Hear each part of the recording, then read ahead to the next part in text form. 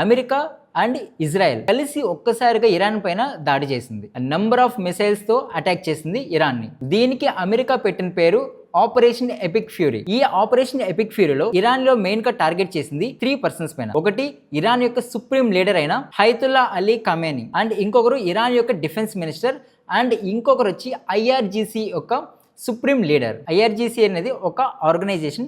ఈ ఆర్గనైజేషన్ వచ్చి ఇరాన్ ఇప్పుడు కూడా పవర్లో ఉండాలి, ఇరాన్ యొక్క ఐడియాలజీ అనేది స్ప్రెడ్ అవ్వాలి అనేసి ఓన్లీ ఇరాన్ కోసం మాత్రమే పనిచేసే ఒక స్పెషలైజ్డ్ ఆర్గనైజేషన్. ఈ ఆర్గనైజేషన్ ని అమెరికా ఒక టెర్రరిస్ట్ ఆర్గనైజేషన్ గా డిక్లేర్ చేసింది. అండ్ ఈ యొక్క ఆర్గనైజేషన్ యొక్క లీడర్ ని కూడా అంతం చేయాలనేది ఈ యొక్క ఆపరేషన్ ఎపిక్ ఫ్యూరీ యొక్క మెయిన్ ఉద్దేశం. సో అనుకున్నట్లుగానే ఫిబ్రవరి ఇరాన్ యొక్క న్యూక్లియర్ ప్రోగ్రామ్ ని స్టాప్ చేయడం దీని యొక్క మెయిన్ ఉద్దేశం అంటున్నారు. యాక్చువల్గా ఇరాన్ న్యూక్లియర్ బాంబ్స్ కావాల్సిన మెటీరియల్ ని తయారు చేస్తుంది అనేసి ఎప్పటి నుంచో అమెరికా వాదిస్తూనే ఉంది. అమెరికా పాయింట్ ఆఫ్ వ్యూ ప్రకారం ఇరాన్ కానీ ఒకవేళ న్యూక్లియర్ కేపబుల్ కంట్రీగా అయింది అంటే ఇరాన్ అమెరికా యొక్క బేసిస్ అన్నిటిని టార్గెట్ చేస్తుందని, అండ్ అమెరికా మెయిన్ ల్యాండ్ ని టార్గెట్ చేస్తుందని, అదేవిధంగా యూరోపియన్ యూనియన్ ని టార్గెట్ చేస్తుందని, అండ్ అదర్ కంట్రీస్ పైన కూడా న్యూక్లియర్ వెపన్స్తో దాడి చేస్తుంది అనేసి అమెరికా ఎప్పటి నుంచో క్లెయిమ్ చేస్తూ వస్తుంది. బట్ ఇరాన్ సైడ్ చూసుకున్నట్లయితే ఇరాన్ ఆల్రెడీ ఎన్పిటిలో సైన్ చేసింది. ఎన్పిటి అంటే న్యూక్లియర్ నాన్ ప్రొలిఫరేషన్ ట్రీటీ.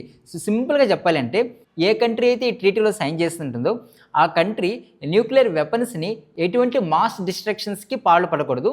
కేవలం తన యొక్క ఎనర్జీ సెక్యూరిటీ కోసం మాత్రం, పీస్ కోసం మాత్రమే న్యూక్లియర్ ఎనర్జీని తయారు చేసుకోవచ్చు.